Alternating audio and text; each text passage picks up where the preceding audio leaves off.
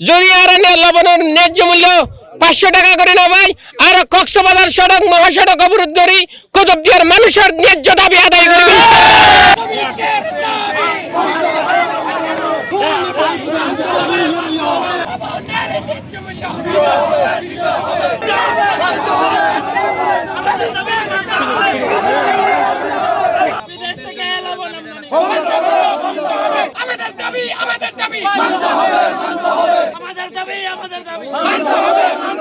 কক্সবাজারবাসী কুতুবদিয়াবাসী লবণ শাসী আমদানি করে লবণ বন্ধ করি দেশি শিল্পের উপর নজর দিয়ে রে বিভিন্ন চক্রতুন বাইরে কক্সবাজার জেলার লবণ শাসী হলোর উন্নয়ন লাই ন্যায্য মূল্য 350 টাকা করে উঠতে আর দাবি আর উৎপাদন খরচ হইতে 350 টাকা, কিন্তু আর ভাই দিয়ে 140 টাকা 150 টাকা আর 1 কেজি মাছ না পায়, 1 কেজি সবজি না পায়।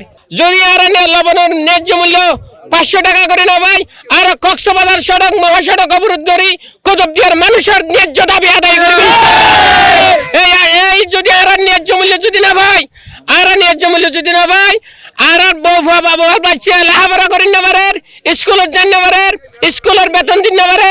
এখন আমাদের এখানে লবণ বিক্রি হচ্ছে কেজি প্রতি 3 টাকা, অথচ মিল মালিকেরা আইডুল লবণ বিক্রি করতেছে 35 থেকে 40 টাকা। আমি আমাদের উপদেষ্টা মহোদয়ের কাছে দৃষ্টি আকর্ষণ করতেছি, লবণের আমদানি বন্ধ করতে হবে, মিল মালিকদের সিন্ডিকেট ভাঙতে হবে। আমার প্রধান উপদেষ্টা মহোদয়ের কাছে অনুরোধ করব, আপনি লবণ শাসীদেরকে বাঁচান। 80% মধ্যে এখনো 20% লবণ শাসী মাঠে কাজ করতেছে, অন্যরা এখনো মাঠে নামে নাই, কারণ এদের ভাত খাওয়ার মতো তৌফিক নেই। আমাদের কক্সবাজার জেলাবাসী শতকরা 90% মানুষ লবণের চাষি কাজ করে।